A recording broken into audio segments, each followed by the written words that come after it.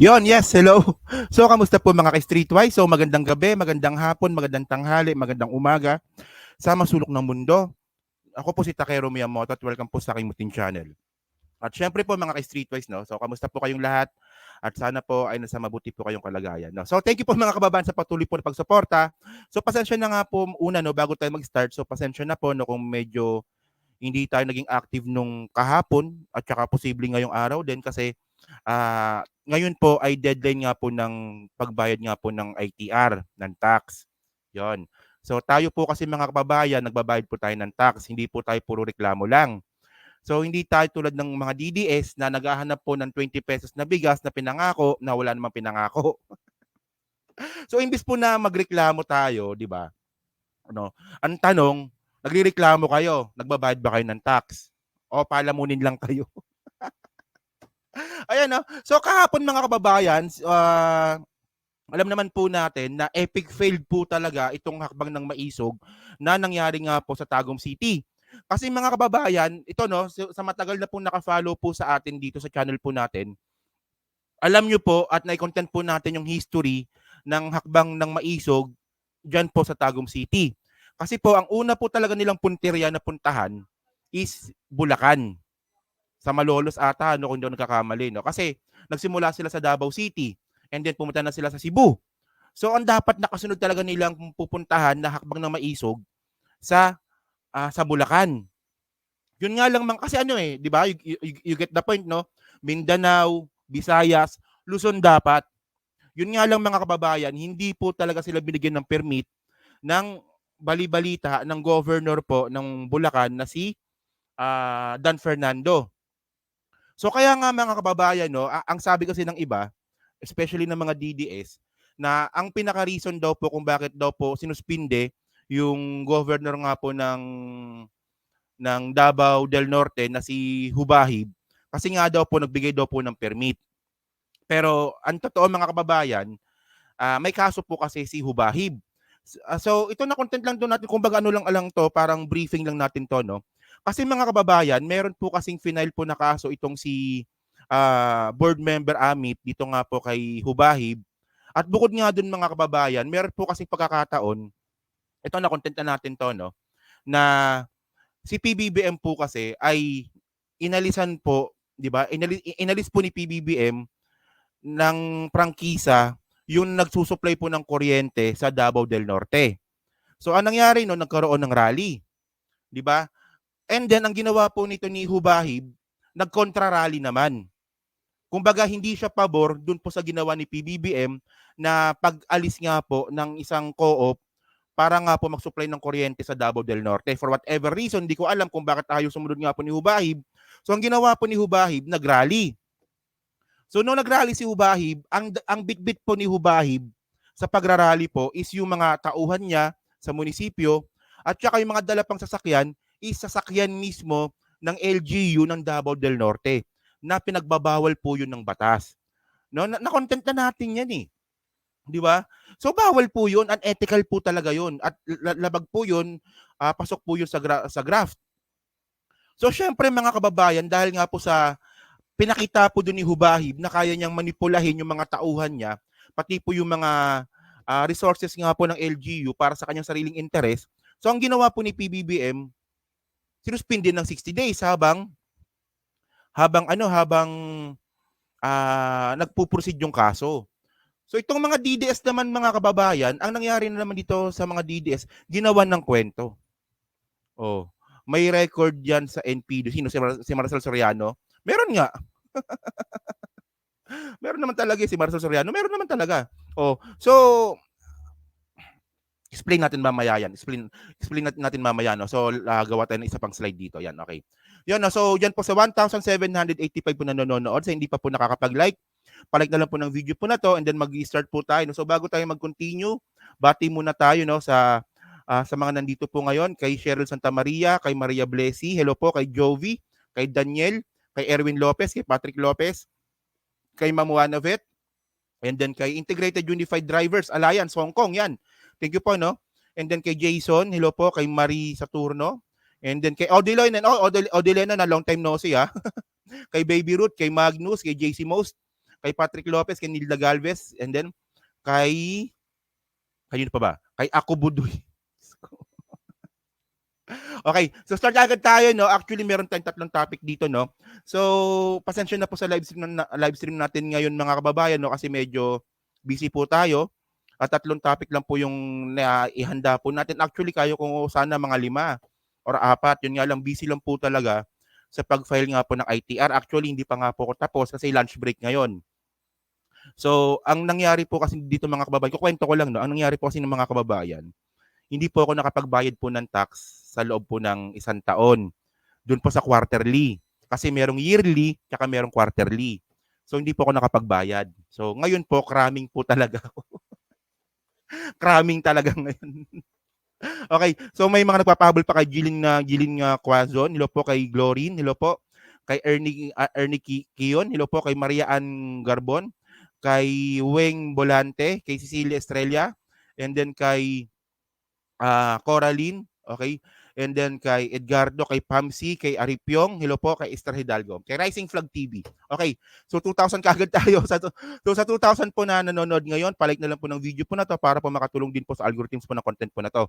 And then si Elizabeth, hello po, Elizabeth Andal, kay Juancho, hello po, and then kay John Wick Takero pa, shoutout naman sa mga anak ko. Shoutout po sa anak daw po ni Kuya John Wick, okay? Kay Joey Lau, kay Patrick Lopez. Okay?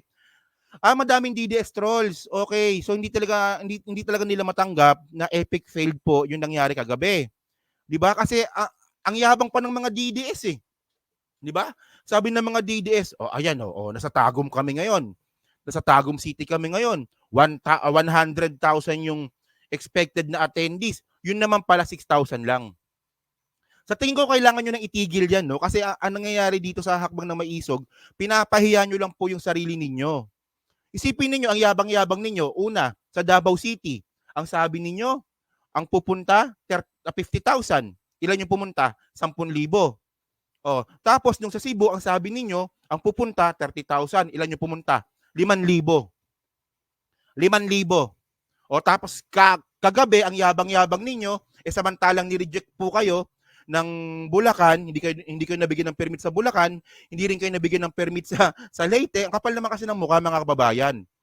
Pupunta ng Leyte, baluarte ng mga Romualdez yun. Doon pa talaga manghihingi talaga ng permit sa baluarte ng Romualdez. So, pahiya na naman sila. Tandaan nyo mga DDS kayo, mga engot kayo, di ba? Yung rally ninyo kagabi sa Tagum, last resort na yan. Last resort nyo yan.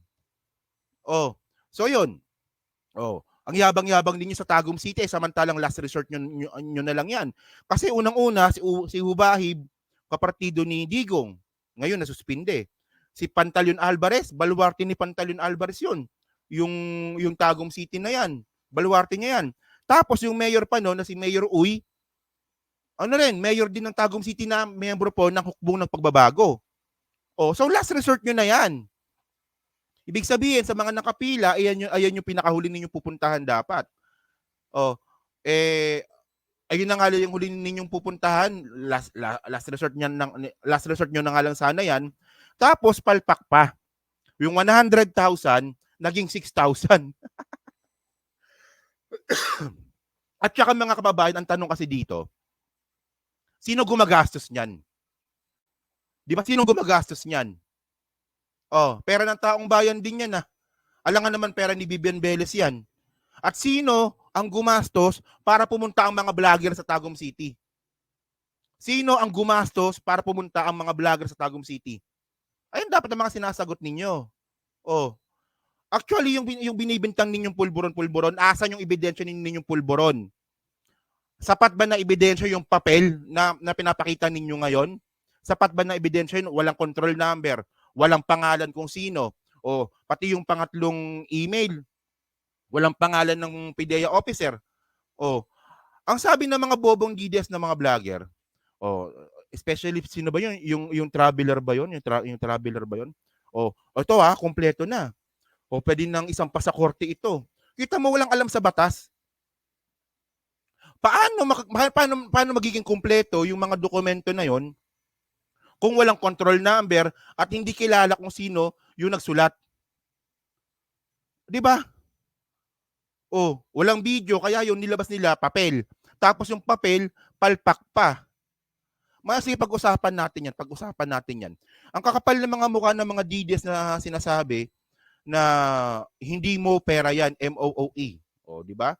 Ito, sino gumagastos niyan? Oh, malamang diyan, no, merong nagrereklamo diyan, oh. Yung reklamo doon sa Tagum City, 20 pesos daw na bigas na pinangako. Oh. Diyan na total marami-rami tayo ngayon. Diyan sa mga naghahanap ng 20 pesos na bigas ni PBBM, ako na magbabayad sa inyo. Ako na may pera ako dito, sakto, may pera ako dito. Pakita ko sa inyo. Yeah, di magbabayad ako ng tax, may pera ako dito, oh. At saka may may mga supply ako ng bigas, may taniman ako ng palay eh.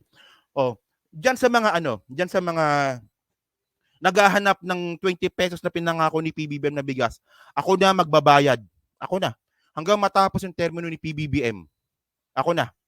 So, una nyo munang gawin, pahingi ako ng ebidensya ninyo na sinabi ni PBBM, ni President Bongbong Marcos, na nangako siya ng 20 pesos na bigas. Pahingi ako ng ebidensya ninyo na nangako si President Bongbong Marcos. Di ba? Si President Bongbong Marcos nangako na pag ako naging presidente, magiging 20 pesos ang bigas. Ngayon, ipasa nyo sa akin. Ngayon, kapag naipasa nyo sa akin, sagot ko na yung bigas ninyo hanggang si Presidente Bongbong Marcos ang presidente hanggang 2028. Sagot ko na. O isang kaban na bigas, 50 kilo na bigas kada buwan ang bibigay ko sa inyo. O, imbis na magreklamo kayo sa akin, no? Imbis na magreklamo kayo sa pinangako na hindi naman pinangako, ngayon ito ang dare ko sa inyo. O, asa na, dali. Pakita nyo muna. O, yung Facebook ko nandiyan. Yung Facebook ko open naman sa public yan, i-message niyo sa akin yung link na nangako si Bongbong Marcos nung eleksyon ng 20 pesos na bigas. At pag napakita niyo yon, di ba? Bibigyan ko kayo ng every month 50 kilo na bigas. Hindi nga, seryoso ako. Oh, seryoso ako. Hanggang ngayon wala pa rin, di ba? Oh. So yan, di ba? So diyan ito mga kababayan, ito po yung mga binabanggit po natin mga streetwise na mga simpleng bagay nga hindi ninyo ma-analyze. Simpleng bagay hindi ninyo ma-analyze. Paano pa kaya yung mga buhay ninyo? Isipin niyo yung dokumento, hindi niyo malaman kung peke o hindi. Paano pa kaya yung desisyon ninyo sa buhay? Kaya yung mga kapalpakan ninyo sa buhay, sisihin ninyo sarili ninyo. O umaasa kasi kayo masyado sa mga politiko. O umaasa kayo na si Duterte mag-aangat sa buhay ninyo, 6 years na nga siyang presidente, di ba? Ano nangyari? Umasenso ba buhay ninyo? Umasenso ba buhay ninyo? Yung kapalpakan niyo sa buhay, wag niyong isisisi sa mga ibang tao. Sisihin niyo sarili ninyo. Kasi unang-una, mga engot kayo, di ba? Mga tamad kayo at wala kayong diskarte sa buhay. Hindi sa pagiging judgmental kasi isipin niyo yung dokumento ng PDEA na sinasabi ninyo, hindi niyo malaman na peke o hindi. Paano pa kaya yung desisyon ninyo sa buhay ninyo? Di ba? Ayun ang sinasabi ko sa inyo eh. Sige, start na nga tayo. Actually, ito. Ano ba, magwawalwal na lang ba tayo o magko-content tayo? Wawalwalin ba natin itong mga DDS na nandito? Ang dami, no? Actually, yung kapag ako nagko-content, kapag interesting yung topic, hanggang 2,000 lang ako di ba? Hanggang 2,000 viewers lang ako eh. Kapag medyo boring yung content, minsan 600, 700, di ba? Ngayon, pumalon tayo ng 3,000. Karamihan dyan mga DDS. Kasi hindi talaga nila matanggap sa sarili nila na mga engot sila. Mga utak-ipis sila. Utak-ipis! Utak-ipis ang walang yan. Kasi mga kababayan kasi, yung ipis, di ba? Ito yung kinukwento ko sa inyo eh. Yung ipis po kasi mga kababayan, kahit walang ulo, mabubuhay yan. Hindi nga lang sila makakakain, yung alam mabubuhay yan. So ibig sabihin nun, walang kwenta ang ulo ng ipis. Ginagamit lang po yung ulo ng ipis pangkain lang, tsaka pang inom ng tubig. So ganyan po yung utak ng mga DDS. Pangkain at tsaka pang inom lang ng tubig. Di ba? Hindi nila ginagamit yung utak nila para dumiskarte sa buhay. Ayan lang eh. Ayun lang ang mga buhay ng mga DDS eh. kumain ngayong araw, kinabukasan, ang problema nila, paano na naman kumain? Kinabukasan, ganun pa rin. Kaya ang mga walang asenso sa buhay. Andyan ba si Mima? Oy, anak, walang yaka anak ha. Oh. Anak ko yan, si Mima. Oh, kaya nga pag ako naging babae, kamukha ko yan eh. Ano ba, magwawalwal na lang ba tayo? Ano ba? Magwawalwal na lang ba tayo? Magko-content tayo. Pikon na pikon yung mga DDS eh. Okay, tama ako, ano pa lang ako. Parang nangaasar pa lang ako, di pa ako napipiko. Sinastart na nga tayo. Actually, pangalawang unahin muna natin si Sara Duterte ha. Unahin muna natin si Sara Duterte. Second topic na lang natin si Maricel Soriano. Okay, ganun muna. Si Sara Duterte muna. Okay? So start kagad tayo. Hindi mo masagot. Ano ba tanong mo? Ano ba tanong mo? Ang dami-dami yung nako-comment. Ano ba tanong mo? Siguraduhin mo sanang may sense ang tanong mo ha pag sinagot ko ha. Okay. So start kagad tayo. So kamusta po mga ka-Streetwise? Ako po si Takero Miyamoto at welcome po sa aking munting channel. So mga kababayan, meron na namang lumabas na video ngayon na itong si Sara Duterte ay sobrang immature. Sobrang immature po ni Sara Duterte. So ngayon, hindi ko pa ngayon maintindihan, kayo na po bahala humusga kung sino ba ang pinapatamaan dito ni Sara Duterte. Kung si Amy Marcos ba o si PBBM. Ewan ko lang kung napanood ninyo to ha, pero ito papakita ko to sa inyo, itong video po na to. Okay? Yan. So, sobrang immature niya talaga dito, isip bata talaga siya dito. So, ito yung video ni Sara Duterte na kumakain siya ng mangga. 'Di ba? So, alam naman po natin na yung mangga ay ito po ay pang-asar po natin kay Amy Marcos. 'Di ba? Kasi nga mahaba yung baba ni Amy Marcos eh, 'di ba? So, sino ba? So ngayon, panoorin muna natin 'to ha, kung anong masasabi niyo dito, no? Okay, ito panoorin natin 'to. Sana kapiro balo ni Mundi sa ka. Kini. Mo ni ang paborito. Bakit ganyan yung boses ni Sara Duterte, no? Ini. Ito, natin patuloy, sige. Mo ni ang paborito sa kadaghanan. Unsa man na. Mo na ang gitawag nga. Tawagan eh. Ginamos. Okay. So, yung ginamos, bagoong. Bagoong yun ha, bagoong. Okay? O niya, kani. Mo na ang gitawag nga. Bagoong. Ini. Isipin nyo lang mga kababayan, no? Ito lang, no? Kapag si PBBM po magsalita po, di ba? Kitang-kita po na edukado. Kitang-kita po na presentable.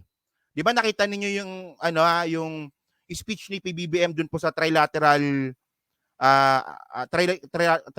meeting dun nga po sa Japan, ng Japan at saka ng Amerika sa USA. Di ba no? Talagang presentable eh. Ipagmamalaki mo talaga sa buong mundo na ito yung presidente namin. Presentable, magaling magsalita. Si Sara Duterte pa, pag siya naging presidente ba, kaya niya ba yung ginagawa ni PBBM? Di ba? Na, ini. Time out. Sa pagsasalita pa lang mga kababayan, hindi na po natin kayang ipagmalaki si Sara Duterte pag siya po naging presidente. Di ba? Correct naman, di ba? Pero mga ka-streetwise, dito pa sa ginawa na naman ni Sara Duterte, sobrang immature niya na naman dito. Hindi kasi pwede sa isang government officials na puro ka palagi kang nagpaparinig. Tumbukin mo kung sino yung mga binabanggit mo. Kasi ito mga kababayan, no, sa tingin ninyo, hindi naman kasi pwede nagagawa na lang si Sara Duterte ng ganyang klaseng video nang wala lang. Meron po siyang ibig sabihin dito. So dito, pinakita niya dito, merong bagoong, merong ginamos na dalawa, at merong mangga. Sige, continue. Bagoong. Man. Silang duha pares na sa mangga. Parang bata. Sinto. Di ba? Oo. Parang bata, di ba? Ano ba yun? May nag-comment parang bata, di ba? Tumbukin mo kung sino. Kung para saan yan. Hindi pwedeng, actually, hindi lang ito yung first time na ginawa niya. Pakita ko sa inyo yung iba, ha? Sige. Na. Ginamos. Ginamos. Mangga. Ang asin ng mukha.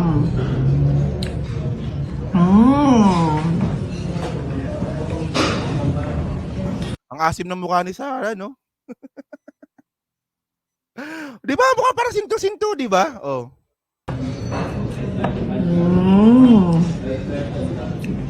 Kabalo mo, unsay.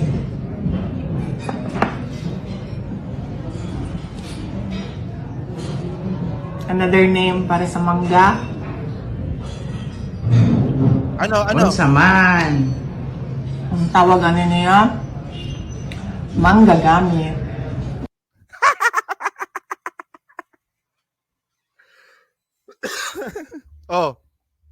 Manggagamit daw. So, manggagamit. Ito lang, no?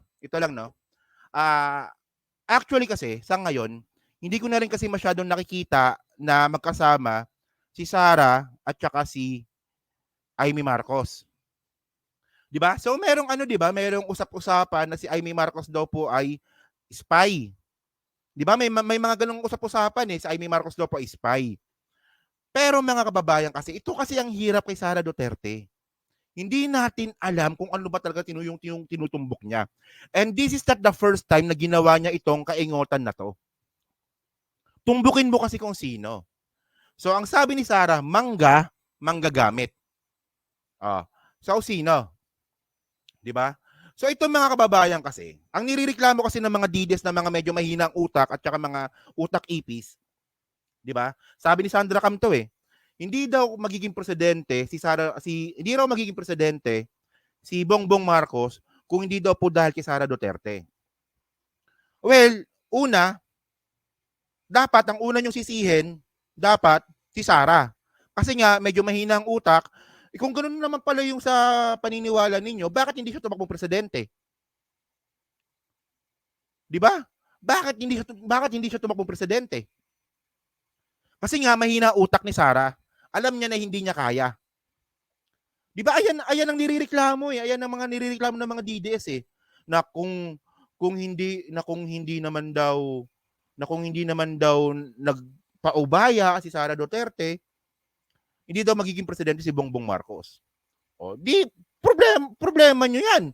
Kasalanan niyo 'yan. Bakit hindi siya tumakbo? Ngayon sisisihin niyo kami. So ngayon mga kababayan, ito na yung sinasabi natin dito. Okay. So ito yung tulad nga na binabanggit ko, hindi ito yung first time na ginawa niya to. Kasi meron pa siyang ginawa dati. Ito Ito alam ko napanood niyo na to pero gusto ko lang balikan. Ito naman tungkol naman to dito. So many stars, ang dami mong bituin. Parang ang sakit sa tenga ng boses ni Sara, no? Wow! Parang pusang parang pusang inaanakan Wow! Yan, good boy, very good boy. The best student. Teacher. Ben? Teacher Ben. Sabi mo kay Teacher Ben na nagkausap tayo. Sabi mo sa iyo, congratulations dahil ang dami mong stars. Alam ko yan, pag madaming stars, sabihin mabait, magaling. At siguro napanood niyo na itong video na itong mga kababayan, no? Kasi ito yung nagbigay ng pulburon si Sara Duterte sa isang bata na estudyante. Estudyante na hawak niya kasi nga DepEd secretary siya. So sabi niya sa estudyante, madami kang stars, ito regalo ko sa iyo, pulburon. Araw-araw kainin mo. Nakaka-addict yan. Ayan, no? matulungin. Ayan! Ayan. Ano yung merienda ko? Sarap yan. Hindi sa'yo na yan lahat. Araw-araw. Monday, Tuesday, Wednesday, Sunday. Isang linggong Okay? Sarap yan. Thank you po. Nakaka-addict daw. Ganyan ba ang gusto ninyo maging presidente? Isip bata? Di ba? And actually, mga kababayan, ang akala kasi ng ang akala kasi ng mga Duterte supporter, yung mga pagganyan-ganyan ni Sara, nakakabuti sa kanya. So, ito yung malupit dito. O yan, no? Office of the Vice President. Republic of the Philippines Office of the Vice President. Inday Sara Duterte sa imong ambisyon, do not be tambaluslos. Hindi niya pinangalanan. Pero kumapit ito kay Martin Romualdez. At alam naman natin mga kababayan kung ano ang background nga po ng tambaluslos. Yung tambaluslos po na yan, kasi ang gusto kasi ni Gloria Macapagal Arroyo noon, tanggalin si Martin Romualdez bilang House Speaker at ang ipapalit siya mismo. So ang ginawa ni Sara Duterte, nagsalita ng tambaluslos nang hindi niya pinapangalanan. So ano na? Ganyan ba ang klaseng ng presidente na gusto ninyong iharap sa buong mundo? So mga kababayan po kasi, ang pinakapunot dulo kasi niyan mga ka-streetwise, alam naman po natin na nung si PBBM po kasi yung naging nung si PBBM po kasi ay umalis papuntang Amerika, nakasanayan po kasi ni Sara Duterte na tuwing aalis mo si PBBM, siya po yung caretaker. Pero ang nangyari mga kababayan, di ba? Vice President Duterte will be caretaker of the country while President Ferdinand Marcos Jr. is in the United States for trilateral summit. Yun nga lang, may kasama na si Sara Duterte. Ito na nga po si Bersamin at saka si Estrella. So nararamdaman na rin po kasi ni Sara Duterte na wala na po talagang or nababawasan na rin po yung tiwala sa kanya ng Presidente Bongbong Marcos natin. So kaya ngayon, si Sara Duterte naglalabas na naman ng mga ganyang klaseng video na as if naman na yung mga ganyang klaseng mga video mga kababayan, patok lang po ito sa mga utak ipis. Kung kayo nag-iisip kayo mga kababayan, hindi ninyo magugustuhan yung isang public servant at isang politiko na puro parinig at isip bata. Di ba? Tama, di ba? Okay, di ba? Agree naman kayo doon. So pero ngayon mga kababayan, no, ang pinakapunto natin dito, para kanino yung video ng mangga? Di ba? Para kanino yung video ng mangga? Na sinasabi nga po ni Sara Duterte kanina. Na yung mangga daw po, ang ibig sabihin nun, manggagamit. Ang problema din kasi dito mga kababayan, meron pa siyang tinawag na bagoong. So syempre pag sinabing bagoong ano yun? Bagoong Pilipinas yun eh. Parang yan, di ba? O kayo, para kay Aimee. So, ano ba ibig sabihin nito? Teka lang. Inaaway mo na naman si Sara. So, ito mga kababayan, si Boss Mike talaga. So, ito mga kababayan, kung si Aimee Marcos talaga, yung pinapatamaan ni Sara Duterte na manggagamit, so, ang ibig sabihin ba nun? Spy? Spy talaga si Aimee Marcos? Di ba? Kasi ayan ang pumasok sa utak ko eh. Kayo ba? Ito lang ang tanong natin dito. Kayo ba? Kung sakali man na umamin si Aimee Marcos na kaya ako ginagawa yung mga bagay na yan, kasi nga nagiging spy ako ng mga Duterte, laban sa mga Duterte, kaya nyo bang tanggapin si Aimee Marcos ulit? Ayan, kasi si Boss Mike kasi talaga eh. Ayan ang pinagdidebatehan namin ni Boss Mike eh. Kung si Aimee ba talaga ay spy o kaaway. Pero well, in my own opinion kasi mga ka-streetwise, in my own opinion, kung talagang mapapatunayan natin na si Aimee Marcos po ay spy laban sa mga Duterte, tatanggapin ko ulit siya. Kahit na kung ano man yung mga sinabi ko sa kanya. Hindi kasi kung kasi pwedeng i-justify ni Aimee Marcos yun na kaya ko lang naman kasi mahaba-baba nun, di ba? Ay, kaloka! Kaya ko lang naman ginagawa yun para maging spy laban sa mga Duterte. Kayo naman, kaloka kayo. Well, kung ganun yung punto, sige, pag-isipan natin. Pero kung totoo nga yun, kung Trojan horse talaga si Amy Marcos, you are doing a good job.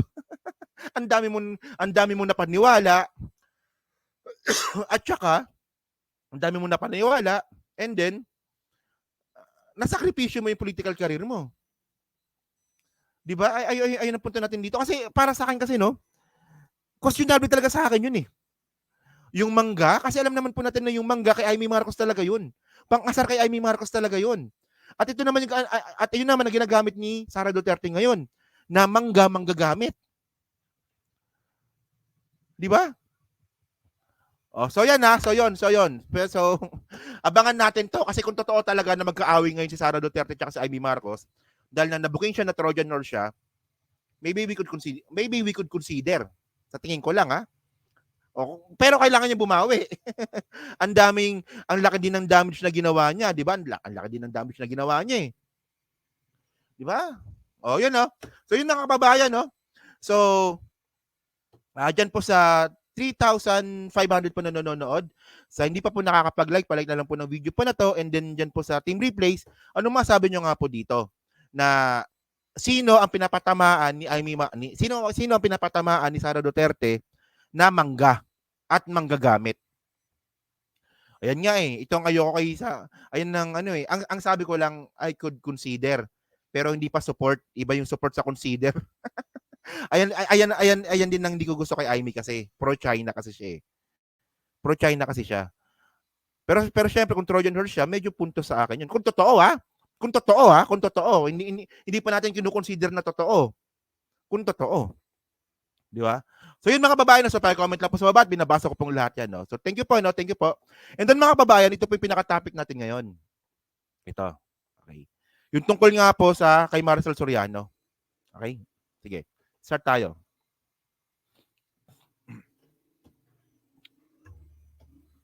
So, kamusta po mga ka-Streetwise? Ako po si Takero Miyamoto at welcome po sa aking munting channel. So, mga kababayan, ito na po yung pinagmamalaki po ng mga DDS. Ito na po yun. Ito na po yung pinaka-finale nila sa tingin ko.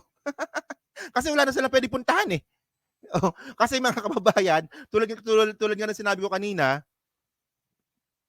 di ba? Hindi sila nabigyan ng permit sa Laguna.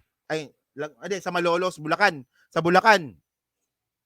Hindi nabigyan ng permit yung hakbang na maisog sa Bulacan. Hindi rin sila nabigyan ng permit sa Leyte para nga po mag-rally ng prayer rally nga po na puro murahan, laitan at alipustahan. So, ang nangyari ngayon, napunta sila ngayon dito sa Tagum City sa Davao del Norte. At itong Davao del Norte mga kababayan, ito po ay baluarte nga po ni Pantaleon Alvarez, ni Hubahib at saka ni Mayor Uy. Na lahat po yan ay connected kay Digong at saka kay Sara Duterte. Pero ang nakakatawa kasi dito mga kababayan, ito yung pinagmamalaki nila eh. Oh. Sabi dito no, sa isang Facebook page, inviting everyone to join us in hakbang na maisog, a candlelighting prayer rally on April 14. 6 p.m. in the evening. And then sabi dito, expected attendees 100,000. 100,000 daw mga kababayan. So saan ka nakakita ng prayer rally na kino-connect mo yung nangyari kay Maricel Soriano kay PBBM? Actually, bintang yun. Bintang yun. Di ba? So ngayon, itong nangyari dito.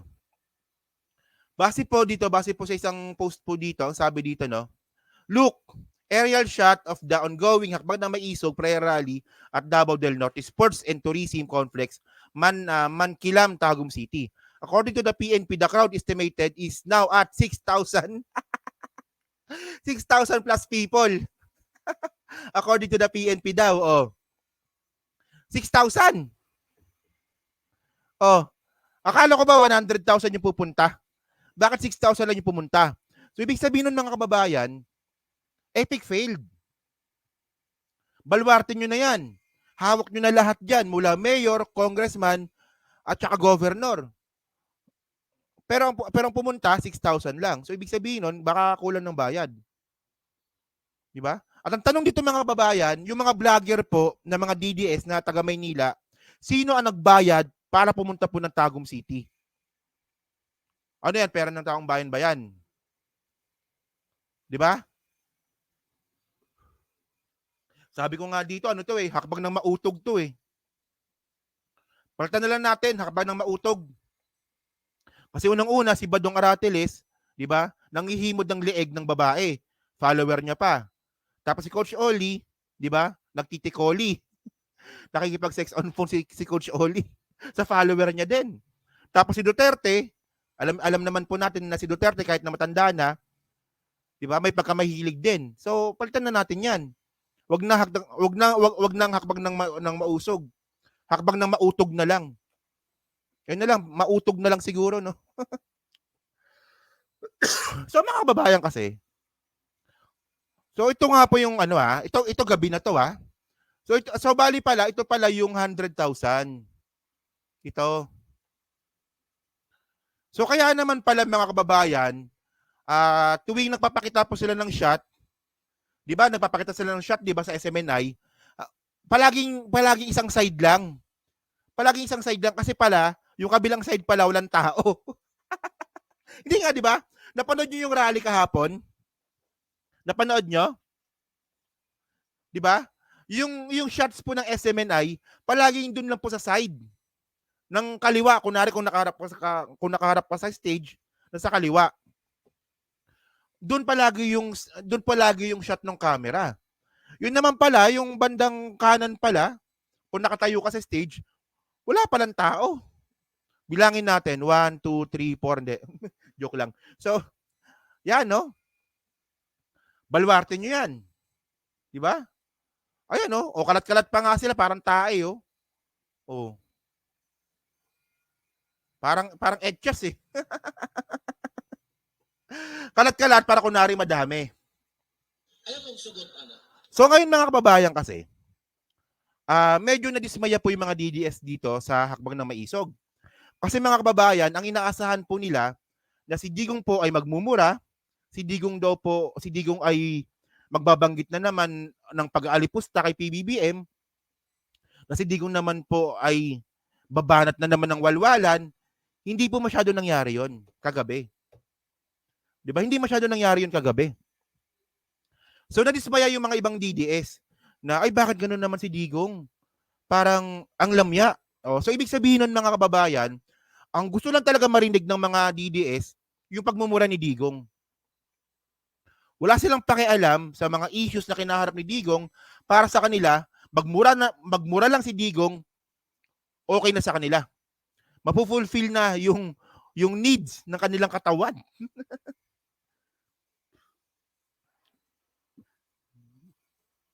Siya na, na-acid ako So yan, di ba? Ganun Di ba? Tingnan niyo yung mga statement ni Digong. Di ba, sali-saliwa, balay-balentong na. Pero kahit po na balay-balentong po yung mga statement ni Digong na sinasabi nga ni Digong na na merong agreement pero merong kasunduan pero walang agreement. Di ba sinasabi ni Digong yan, di ba, nung nakaraan?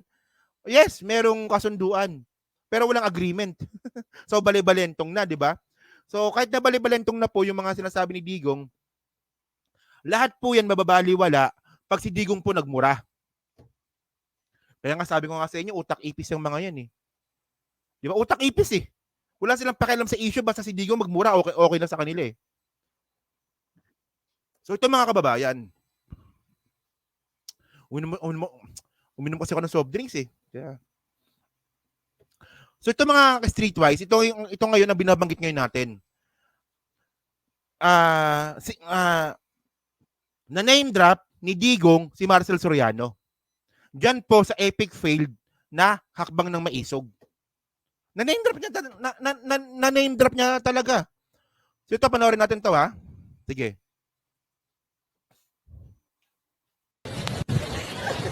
Kay ngano man, angayan bang si Marcos magpadugay? Angayan ba si Marcos o natagaan pa na itong termino? Unsa may rason, unsa may iyang abilidad? Bangag! Makita nyo, di ba? Ganyan po talaga yung mga DDS. Di ba? Naniniwala nabangag yung presidente at yung ebidensya nila, papel. Napampunas ko lang ng puwet ko yan eh. Hindi nga kasi. Ito yung sinasabi natin mga kababayan eh. Kung merong video talaga na si PBBM po ay gumagamit po ng coke, ngayong presidente na siya, maniniwala po ako. Bibitaw po ako sa kanya. Bibitaw ako kay PBBM. Kunwari ganun yung nangyari, di ba? Oh, nagpakita si Hitad. Nagpakita si Digong. Na ito, video na si Kuting. Nagko-coke. Nangyari ito 2023. Tapos na-verify na totoo 'yun, bibitaw ako. Bibitaw talaga ako. Kasi hindi talaga pwede na magkaroon tayo ng presidenteng bangag. Hindi talaga pwede kasi kapag bangag ka po talaga, hindi maayos yung desisyon mo sa pamumuno ng bansa. Ganoon talaga 'yun. Pero kung ang papakita lang nilang ebidensya ay yung papel na dokumento na hindi mo malaman kung sino nagsulat at walang control number, hindi yan sapat na dahilan para bumaligtad ako. Ganun yun eh. At saka isa pa yung pandibang natin. Kasi kung talagang bangag talaga si PBBM, dapat matagal ng patay yan. Kasi po, yung kidney ni PBBM, isa na lang. Isa na lang po yung kidney ng tao since 1983 ata, no? Or 84. Kung di ako nakakamali. Oh. Ayan kasi po ang hindi po maintindihan ng mga DDS ngayon.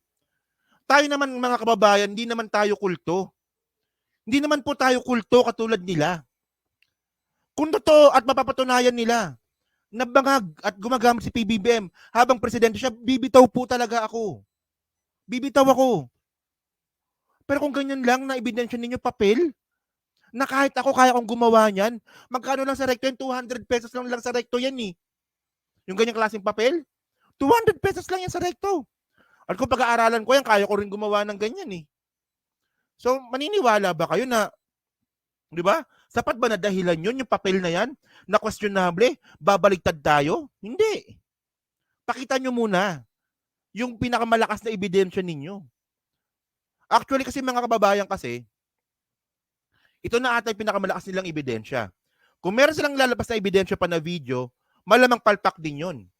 Kasi yung papel nga eh, pumalpak na nga sila sa papel eh. Sa video pa kaya? Yung papel nga questionable sa video pa kaya? Oh. So ito mga kababayan, continue natin. No, nawala tuloy ako. Pasensya na, no? Sige, continue natin. Ako, mayor pa ko, kay doon magigukos military. Doon magigukos military. Na yung mga military nga na-assign sa PDEA, ipakita. Teka lang. Kita nyo, parang di naging presidente. Ang sabi ni Digong, yung military daw po na-assign sa PDEA. Totoo ba yun? Parang hindi Ewan ko lang search nga natin dito. Ang alam ko hindi walang military na-assign sa PDEA, no? Military assign in PDEA. Search ko lang kung meron talagang ganun Wala mga kababayan yan no. AFP has always been in support in role of PDEA. Wala pong military na na-assign po para maging PDEA. Merong military na ito pakita ko sa inyo. Merong military na sumusuporta sa PDEA pero walang Teka lang. Ito, pakita ko sa inyo. Sabi ko na nga ba, papalpak na naman si Digong dito eh. Ito, kaka-search ko lang to Ayan no. AFP has always been in support role to PDEA, Philippine National Police, and the PNP, NBI in any illegal drug operation unless we are otherwise requested to lead especially conflict affected areas. AFP Public Affairs Office Chief Colonel Edgar Arevalo, no? Kailan ba na 2017 pa pala 'to, no? Panahon ni Digong. So anong military? Ano nakalagay anong military na naka-assign sa PDEA? Wala namang ganun. Military na nagbibigay ng suporta sa PDEA, merong ganun, pero yung military na na-assign sa PDEA, walang ganun. Nasabi nito. Continue nga natin. Good. Katong nigawa sa mga dokumento, ako'y unang nakikita adto nga sibilyan. Gapakita na sa ako yung nangutana ang mga military na ako. Wa na ako sila ginako nga basta trabaho lang mo. Ito lang no. Kasi kagabi kasi nung habang pinapanood ko to, kachat ko si Jared, si Coach Jared, kachat ko. So sabi ko, ano coach, ito yung sinabi ni Digong. So sabi ni Coach Jared, hindi ako magla-live. Bisaya, hindi ko maintindihan. Sabi. So ang punto ko dito mga kababayan, 'di ba? Ang pinaka-target audience talaga nila, Bisaya sa Mindanao. Kasi doon sila malakas. Kasi kung magtatagalog sila, yung mga Tagalog po ayaw na po sa mga Duterte. At yung mga Bisaya na lang po talaga sa Mindanao ang nauuto po ng mga Duterte. Kaya yung target talaga ng mga Duterte sa kanilang mga speech, mga Bisaya. So ibig sabihin nun, ang tingin nila sa mga Bisaya na taga Mindanao, uto-uto. Hindi nga ganun eh. Uto-uto pala kayo eh. Naniniwala kayo sa taon to, malapit ng kainin ng lupa to eh. Hindi ko lang alam, baka kunin na rin ni Santa Claus to sa Pasko. Baka dalhin ng North Pole ito. O paano pag ginawa na ni Santa Claus ito? Si Digong, di wala na kayo, mukha kayong tanga na naman. Hindi nga, di ba? Naniniwala kayo dito, kukunin na ng lupa to. Hindi na nga makapaglakad. O sipin nyo lang ha, hindi naman ayaw naman natin sabihin na ganon, 'di ba? Ayaw naman natin na mangyari 'yon. Pero kung sakaling mangyari 'yon, kawawa yung mga DDS. O kanino kayo kakapit? Kay Sara na abogada daw. Na hindi mo naman makitaan ng bakas ng abogada, buti pa nga si Lenny eh. Buti pa nga si Lenny, halata mong abogada eh. Si Sara wala eh. Wala talaga eh. Sige, continue. Trabaho lang mo. Unsay maaptan sa inyong trabaho muna na. Di po ko gusto mong sugo. Kaya di po ko maingon gusto mangunay o isig katao nga naas sa serbisyos gobyerno. Mayor malang ko. Senador ko to. Sayo, trabaho lang mo. Kung ang presidente ko, mo gyapon gipakita ko nila. Nako, trabaho lang. Muna tong ilang gipanuhan, pero na udyok. Kay ang katong plano sa PDEA, mag-raid unta ngadto sa unit, sa condo unit ni Soriano, Maricel. Ay na, binanggit niya na. Maricel Soriano. Teka lang, ulitin natin.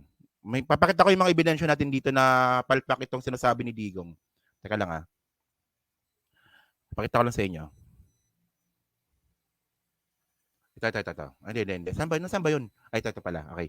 So, ulitin lang natin yung part na yun ha. Kasi malinaw mga kababayan eh, na name drop niya si Maricel Soriano eh.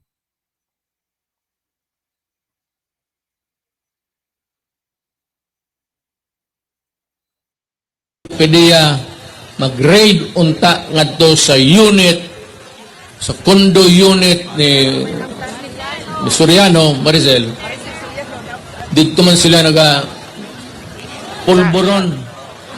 Ang trabaho man mo ng tao kay sige naangari opisyal nga usahay ka ng bagos buntag siguro.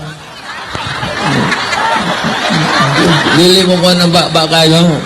Ayan na, so ngayon malino na mga kababayan. So talagang binabanggit na talaga ni Duterte si Maricel Soriano. So una ko kasi nakita yan, yung Maricel Soriano issue na yan, alam ko si Marlica naglabas ng dokumento, na peking dokumento. Nasinakyan naman ito ni Jason Sa, na doon niya na po na name drop si Maricel Soriano. So ngayon mga kababayan kasi, si Digong naman kasi parang hindi naman abogado. Kasi kung titingnan po natin yung pinaka dokumento nga po na pinakita ni Maharlika dito, ito yan eh. Ito yan, di ba? Yung dokumento pinakita ni Maharlika. So bilang isang abogado, Digong, di ba dapat alam mo na pag ganyan ka confidential, may confidential at sensitibo po na mga dokumento, dapat po, zero error yan. Walang error dapat yan. Pero ito yung mga gusto kong itanong sa mga DDS eh. So ngayon, binabanggit ngayon yung binabanggit ngayon ni Digong na sa condo unit daw po ito nangyari. Sa condo unit daw po ni Marcel Soriano ito nangyari. Ang unang dokumentong nilabas ni Marlica, March 10, 48C. Ayan yun, di ba? Ito yun eh, 48C po. Yung sinasabi nga po ni Digong na hindi naman pinaraid eh, pinasurveillance ng PIDEA noong 2012. Ito daw po yung condo unit ni Marcel Soriano, 48C. Well, bilang isang abogado, Digong, medyo utak-ipis ka rin kasi sa pangalawang dokumento naman, ang nakalagay naman dito, 4C na. O, inside unit 4C. So, ibig sabihin, dalawa. So, dalawa. Ayun, 4C, nakalagay, oh. So, inconsistent. Inconsistent, mga kababayan. So, ang punto natin dito, bilang isang abogado, di ba, kinakagat mo at pinagkakalat mo sa buong Pilipinas ang isang information na inconsistent. Kasi mga kababayan, pag kunwari ako, no, ako, Sara Duterte critic ako. Minsan, kapag meron akong ayaw kay Sara at may nakita kong ebidensya na pabor sa akin para kundinahin si Sara, pero meron itong pangontra na hindi totoo, hindi ko na po nilalabas yun. Kasi para sa akin, mas importante po yung katotohanan. So ito, yung sinasabi nga po ni Digong na surveillance daw po yung bahay ni Marcel Soriano, so alin dyan? Kasi nga ito yung sinasabi ko sa inyo eh. Importante po yung control number. So paano natin malalaman na parehas na kaso yan kung walang control number? Paano natin malalaman na connected po itong mga issues po na to, itong dokumento ng PIDEA, kung walang control number? Di ba? Ayan eh. So, ewan ko lang. Well, mga kababayan, ito lang, no? Kasi kung ganito eh, kung pupuntahan po natin yung website po, no? Kung magsa-search lang po tayo sa Google, actually, medyo magaling silang magaling silang manggago eh. Kasi, pakita ko lang, no? Share screen natin ulit. Kung itatype po natin yung mismong pangalan po ni Marcel Soriano, talagang talaga siya. Nahuli talaga si Marcel Soriano. Okay? Marcel Soriano. Type natin na, Marcel Soriano. Soriano drugs. So meron talaga. So ito ang date QC Police na Marcel Soriano for illegal drugs, no? Ito ay kailan ba to? 2018 na ata to eh. Pasensya na, mabagal internet ko ha.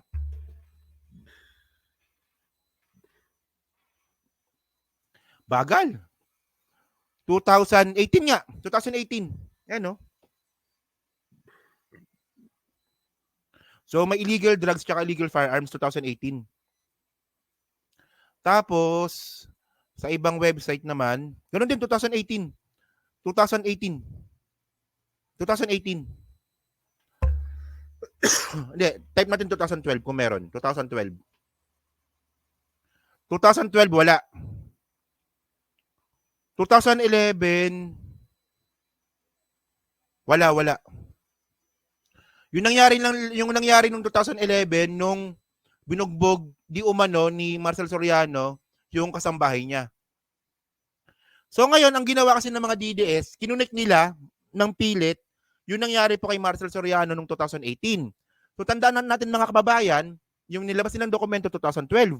Pero yung nangyari nung 2000 yung nangyari kay Marcel Soriano 2018 regarding nga po sa droga-droga na yan. So pinilit lang talaga nilang i-connect para magmukhang legit. 'Di ba?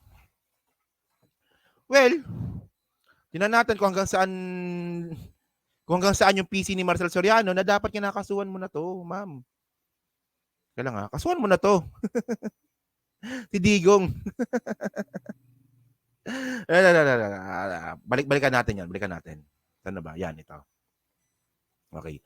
At saka mga babae, ng question pa dito, ito pa pala. Di ba ang sabi ni Digong, nakita niya daw po, di ba? Nakita niya daw po yung yung dokumento ng PDEA nung siya yung mayor. Nung si Digong po yung mayor. Pero ang nilabas namang dokumento ni Maharlika 2012. So iba to kasi ang mayor po nung 2012 si Sara. So, di ba mga kababayan, di ba? Inconsistent po talaga. Inconsistent. Oh. So, yan So, yun mga kababayan. So, yun po mga streetwise, no? So, dyan po sa 3,500 po na nanonood. So, hindi pa po nakakapag-like. Palike na lang po ng video po na to. At dyan po sa Team Replays, ano nga po masasabi nyo nga po dito? Sa inconsistent po na mga claims po ng mga DDS at pinaniniwalaan naman po ng mga kulto ng mga Duterte. At ano rin po masasabi nyo nga rin po dito kasi si Digong na po kasi nagsalita Sabi ni Digong Marcel Soriano So ano masasabi nyo dito na si Digong saan kumukuha ng script? Ang tanong kasi dito mga kababayan, si Digong ba yung gumawa ng script o si Digong lang po yung kumukuha ng script? Di ba kasi isa lang naman yung script nila So kanino galing yung script? Galing ba to kay Digong o sinakyan lang ito ni Digong? Di ba? So yan so comment lang po sa baba, binabasa ko pong lahat yan. So thank you po mga kababayan, thank you po And then mga streetwise, meron pa tayong isa dito. So siya inaatake ko ng acid ko. Uminom kasi ako ng ng Royal Okay. Ito lang, last topic tayo.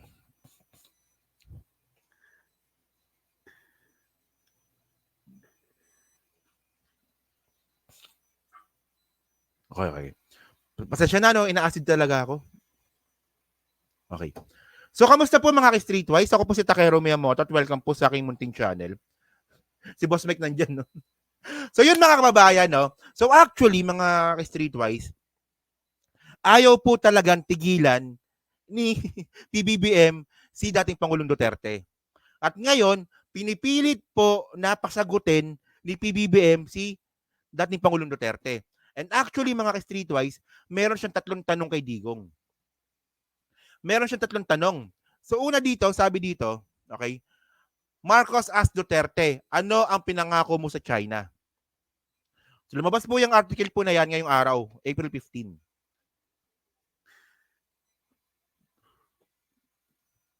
So ito So ito yung mga tanong nga po ni PBBM.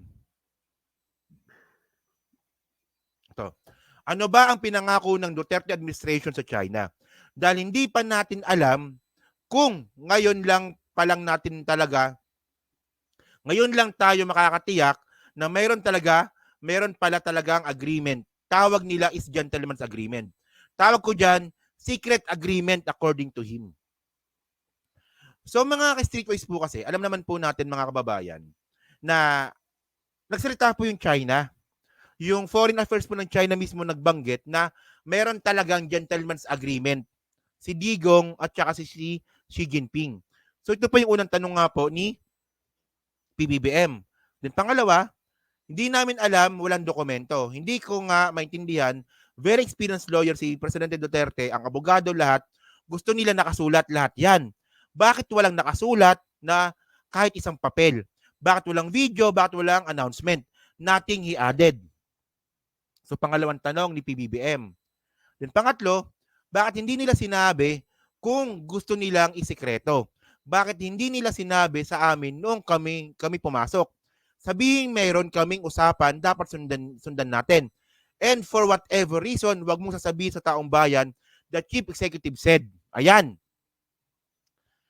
So ngayon mga kababayan, nakikita ngayon natin dito mga streetwise na si PBBM po ngayon ay talagang, di ba, hinaharap na po si Digong. Di ba? Hinaharap na po si Digong kung baga dati parang parang pangiti-ngiti lang, parang sige, gawan natin ng paraan. Di ba kung ano man yung ginawa ni Duterte, gawan natin ng paraan. Pero ito mga streetwise, Sobra na po kasi talaga to. Sobra na to kasi na-compromise po yung soberenya po na Pilipinas dyan po sa kaingotang ginawa ni Digong. Ingot eh. So para mas maganda mga kababayan, actually may video dito. Okay. So panoorin na natin tong video nga po ni Digong ay ni PBBM pala, sorry. Ito yung mga tanong nga po ni PBBM. Sige. The previous administration's stance on the West Philippine Sea is detrimental to the Philippines' interest? Well, it depends. How do you define the Philippine the we don't know nga what their stance is dahil nasa secret agreement Just the fact that they entered into a secret agreement. Well, I wouldn't enter into I would not enter into I would disagree with that idea that you enter into a secret agreement. You know, you have any agreement with another sovereign state should really be known by the people. Correct. Should be known. Ayan ang tanong natin dito bakit sinikreto ni Digong yung kasunduan nila ng China? Bakit niya sinikreto?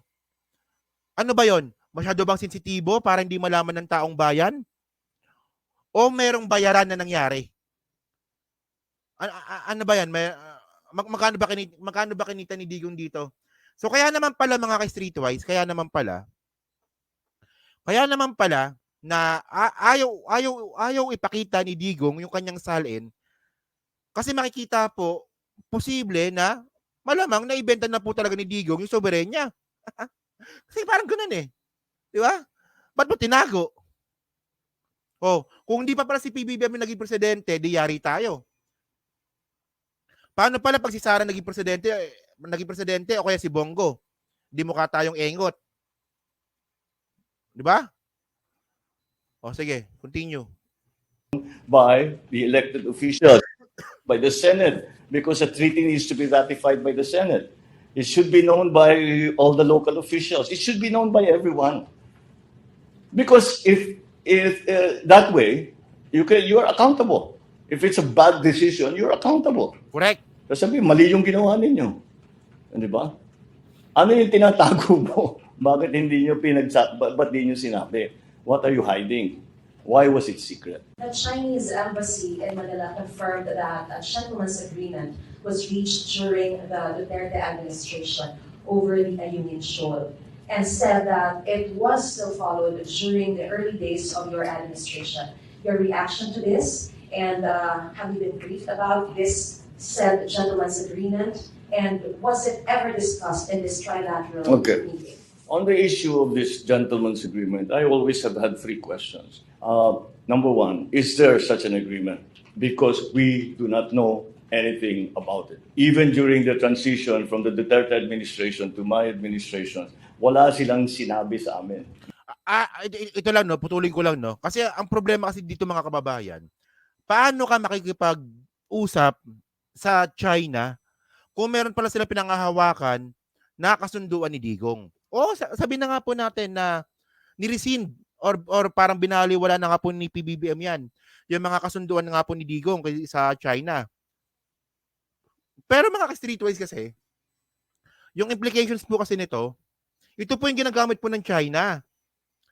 Diba? Ginagamit po ng China yung kasunduan nila ni Digong para to justify yung mga claims nila na pagnakaw nga po ng soberenya natin. So bilang, kung kunwari, kung kayo naman si PBBM, may hirapan talaga kayo. Bakit may mga kasunduan kayong sikreto at ngayon, ayaw nyo naman sabihin? Diba? Okay. Merong ganito na kailangan nyo pakinggan. Kailangan natin sundan dahil naipangako natin sa kaibigan natin sa China, mga kaibigan natin sa China.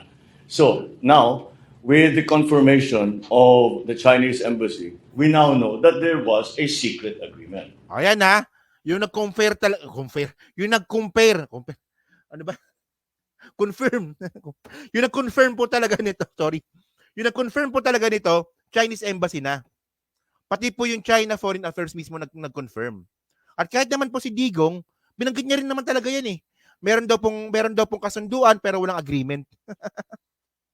Labo talaga, Now, this is the second question that I have is what is contained in that secret agreement? Ano ba ang pinangako ng Duterte administration sa China? At saka ano pa yung hindi natin alam? 'Di ba? Ano pa yung hindi natin alam? Actually, yung status ko, parte lang yan ng secret agreement. 'Di ba? Yung status ko na yan, parte lang yan ng secret agreement. So, ang sinasabi natin dito, ano pa yung nakalagay sa gentleman's agreement na binabanggit po ng China? 'Di ba? Dahil hindi pa natin alam eh. O ngayon pa lang natin talaga, ngayon lang tayo nakakatiyak na meron pala talagang agreement. Tawag nila sa gentleman's agreement. Tawag ko dyan secret agreement. Hindi namin alam. Walang dokumento. Hindi ko nga maintindihan. Very experienced lawyer si President Duterte. Ang abogado, lahat gusto nila nakasulat lahat yan eh. Kaya Bakit walang nakasulat na kahit isang papel? Bakit walang video? Bakit walang announcement? Nothing. Bakit hindi nila sinabi, kung gusto nila isikreto, bakit hindi nila sinabi sa amin nung kami pumasok? Na sabihin, meron kaming usapan, dapat sundan natin. And for whatever reason, huwag mo sasabihin sa taong bayan. And that's my third question. Why is it secret? Why is it secret? Because don't tell me it was just an oversight na hindi nasulat. Deliberate yung hindi sinulat. Deliberate yun. That was decided in the last administration that we will not record this. It was decided in the last administration we will not announce it to the Filipino people. Therefore, it is a secret agreement. My question is, why was it a secret? We have only answered with the statement of the Chinese embassy. We have only answered the first of those three questions. Now it's very clear that there was, in fact, an agreement, a secret agreement. Secondly, now the second question that I'd like to get answered is, what is the agreement? Because si PRRD, sinasabi niya, walang agreement, walang gentleman's agreement. Sabi naman ng Chinese, meron. Well, confirmed naman na because PRRD is trying to characterize it as their status quo lang. Hindi, may agreement eh. Kaya pinipilit ng Chinese na sinasabi, may agreement tayo, may usapan tayo. Sagot ko naman, tayong dalawa, wala tayong usapan. At yung nakarang administrasyon, walang sinasabi sa amin tungkol dyan. So, paano namin magagawa kung gusto namin sundan, kung ayaw namin sundan, hindi namin alam. So, whatever foreign policy we undertook vis-a-vis South China Sea, West Philippine Sea, was just continuing our foreign policy of maintaining the peace and promoting the national interest. It was the secret agreement, gentlemanly or otherwise, we were not informed about it. Akala ko jet ski sasabihin ni PBBM. So ito mga kababayan, no? So malinaw naman po sinabi ni Presidente Bongbong Marcos, kapayapaan pa rin po ang gusto. So yung sa mga nagbabanggit po ng mga DDS at naniniwala naman yung mga ibang mga DDS dyan na ang gusto po ni PBBM ay magkaputukan. So kailan sinabi ng presidente natin na magkakaputukan? Kailan din sinabi ng Amerika at ng Japan na magkakaputukan? Wala namang ganon. Ang ginagawa kasi ng mga DDS, tinatakot po nila yung mga tao dyan po sa putukan na yan. Gumagawa sila ng sarili nilang multo. And then yan pong multo na ginagawa nila, yan po ginagamit nila para po makakuha po ng simpatsya na matakot po yung mga kababayan natin Pilipino na ay si PBBM gustong magkaputukan, gustong magkagulo. Parang ganoon lang, parang yung pinakita, parang yung example po natin nung nakaraan. Gagawa-gawa sila ng multo tapos matatakot sila. 'Di ba? Parang si Badong Aratiles nga, 'di ba? Parang si Badong Aratiles. Oh. Parang yung mga DDS nilagyan nila ng kumot si Badong Aratiles. Ayan, multo 'yan, si Casper 'yan. Pagkatapos matatakot sila. Parang ganon, di ba? Natatakot sila sa sarili nilang multo. So mga streetwise, no, ito no, kung i-analyze po natin yung sinasabi mo ni PBBM dito, walang halong ad hominem. Walang halong pagmumura, walang halong pangungutya. Kundi nagtatanong lang po si PBBM regarding nga po dyan sa secret agreement. Malinaw naman, di ba? Parang ganun lang, di ba? Parang nagtatanong lang siya, di ba? Pero syempre, pag si Digong naman po nagsalita, ganito.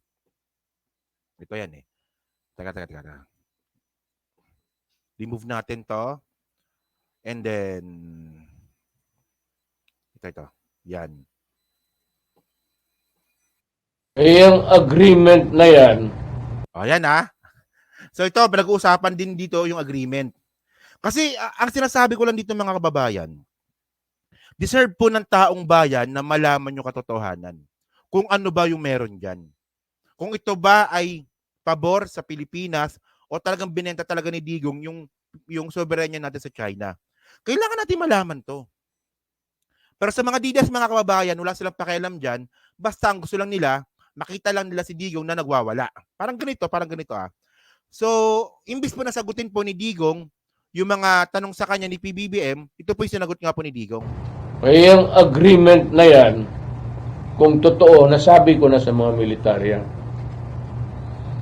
you should not keep anything secret when you're talking about the national security. Ang mga military nandyan talaga yan. Nandyan man si Anyo. He was my national security advisor. Advisor mo yan, Bongbong. Tanungin mo kung mayroong bang gentleman's agreement. Yan na. Aywan ko, ayaw kong mag-insulto. Nang insulto na. O, di ba? Imbis po na sagutin po yung mga tanong, at imbis po na mabigyan po ng kaliwanagan yung mga tao, ito yung ginawa ni Digong. O, nang insulto. Ayaw kong mag-insulto. Inumpisahan mo eh. Kung tinawagan mo sana ako, di hindi ka makatanggap nito. Ikaw putang ina ka, hindi ka nakatapos hanggang second year college ka lang. Dumaan ako sa lahat ng Okay na yan. Napanood nyo na yan eh. So mga kababayan,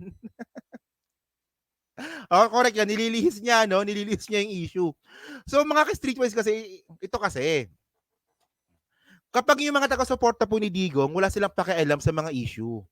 Ang gusto lang po nila, makita na nagmumura si Digong. Yan o, tinan niyo. Ito ba? Nasagot ba yung gentleman's agreement? Nasagot ba? Hindi. Hindi naman nasagot ah. Pero, nung nagmura si Digong at nilait-lait si Presidente Bongbong Marcos, nagpalakpakan yung mga DDS. Di ba? Abnormalities nga tawag dyan eh. Abnormalities. So, medyo medyo nakakalungkot lang po talaga na may mga kababayan po tayo na ayaw nila malaman yung katotohanan. Mas importante sa kanila yung paniniwala nila regarding nga po kay Digong. And then mga ka-streetwise ito nasagot na rin po natin to kasi baka mamaya mayroon na namang makapagtanong dyan. Kasi minsan po kasi may mga viewer po tayo na casual lang na hindi naman tayo palagi pinapanood. So regarding po dyan sa diploma nga po ni PBBM, nasagot na po natin yan. Na yung diploma po ni PBBM is ayan po ay equivalent po ng bachelor's degree. Kasi si PBBM po ay nakapag-enroll po sa Wharton ng masteral. So hindi ka pa makakapag-enroll ng masteral kung wala ka pong bachelor's degree. So ayan ang tanong natin dito. Kung sinasabi nila na hindi po graduate ng college si PBBM, paano siya nakapag-enroll ng masteral sa Wharton? Ibig sabihin nun mga kababayan, yung diploma po ni PBBM, bachelor's degree po yun. Diba? Bakit ang tagal ng ICC? Nasa proseso pa rin po sila ng investigasyon. Sa tingin ko, ayun po yung sagot dyan. Diba? So yun mga kababayan, no? So medyo ina-acid po talaga ako, no? Diba? Medyo ina-acid po talaga ako. Agree, Yuki. O yan nga, diba? Diba? Ayun yun eh. Hindi ka makakapag-apply po ng masteral kung wala ka pong bachelor's degree. So si PBBM po, undergraduate po siya sa masteral. So yan po yung dapat po sinasagot. So pero ito mga DDS mga kababayan, wala silang pakialam sa ganyan. Wala silang pakialam sa ganyan. And actually, mga kababayan, yung mga kakampi ko rin pong mga DDS dati nung eleksyon, na kasama kami niyan eh, makakasama kami na pinagtatanggol nga po itong bachelor's degree nga po ni PBBM nung eleksyon. Ngayon, dahil nga po sa DDS sila, baliktad na. Binabatikos na rin po nila yung diploma ni PBBM. Eh samantalang dati magkakasama kami. So hindi consistent, di ba? So yun mga kababayan, so dyan po sa 3,000 po na nanonood, so hindi pa po nakakapag-like, palik na lang po ng video po na to. Dyan po sa Team Replays, ano nga po masasabi nyo nga po dito? Sa tatlong tanong nga po ni PBBM kay dating Pangulong Duterte, na hanggang ngayon po, hindi pa po masagot-sagot. So, Ibig sabihin ba nun, guilty ba siya nun? Ba, parang gano'n, di ba? So yun mga kababayan, no? So thank you po mga ka-streetwise, no? So pag-comment na lang po sa baba at binabasa ko pong lahat yan. So thank you po, salamat po. Okay na po, salamat. Thank you po, no? Thank you. So, yun. So pagkatapos ko mag-live, tatakbo ulit ako kasi pipila ulit ako. So yun mga kababayan, no? So pasensya na, no? Medyo masama pakaramdam ko. Malamang kasi baka yung pag-inom ko nga siguro ng Royal kanina, uminom kasi akong soft drinks eh. Sumama yung sikmura ko. Yun. So thank you mga kababayan po, umabot po tayo sa 3,000 mahigit, no? So thank you po mga kababayan. So kita na lang ulit tayo sa susunod po na video. Tingnan ko po, mukhang malabo po mamaya, no?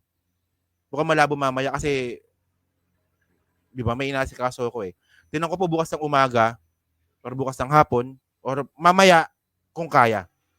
Okay. So thank you po, salamat po. So shoutout po kay Danny Reynado, kay Gloria Marquez, kay Renato Dicado, and then kay Fritz 12, ayan, kay Nila Galvez, kay Patrick Lopez, kay BBBM Loyalist, kay Mio, kay Jocelyn, kay Erwin Lopez, kay Chupaeng, yan, yan, and then kay George Bulang. Okay. Thank you po, salamat po. Medyo masama talaga yung tiyan ko. So thank you po, salamat. Kay Baby Ruth, thank you po, salamat, thank you po, salamat. Kay VM, yan. So, thank you po, thank you po.